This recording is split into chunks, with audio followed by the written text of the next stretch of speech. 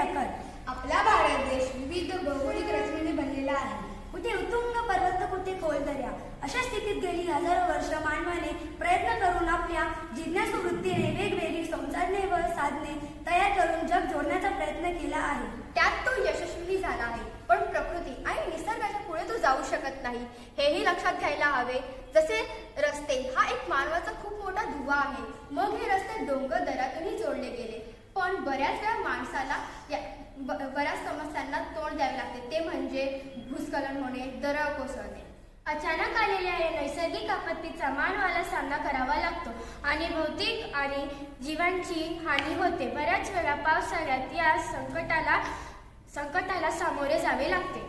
भूकंप मापक यंत्राने येणाऱ्या भूकंपाची पूर्वसूचना कशी मिळते? तशीच जर आपल्याला 10 ते 15 मिनिटं अगोदर दरड, दगड, माती यांचे सरकणे किंवा कोसळणे यांची पूर्वसूचना मिळाली तर मानवाचे खूप मोठे नुकसान आहे. यासाठी आमचा हा प्रयत्न.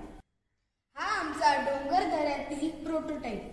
यात आम्ही व्हायब्रेटर, सेन्सर, बझर आणि फाटक बसवलेला आहे.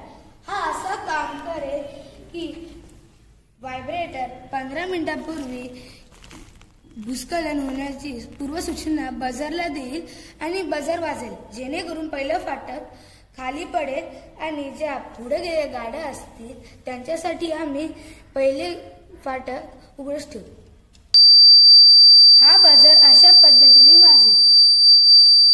जेव्हा बझर वाजेल तेव्हा पहिलं फाटक खाली पडेल आणि ज्या पुढील गाड्या असतील त्यांच्यासाठी आम्ही दुसरे फाटक उघडच ठेवू, जेणेकरून धोका टाळू.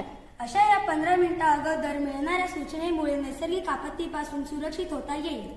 या पूर्वसूचना डिटेक्टरचा फायदा असा की अचानक आलेल्या नैसर्गिक आपत्तीपासून मानवाचे वित्त जीवे हानी टळेल.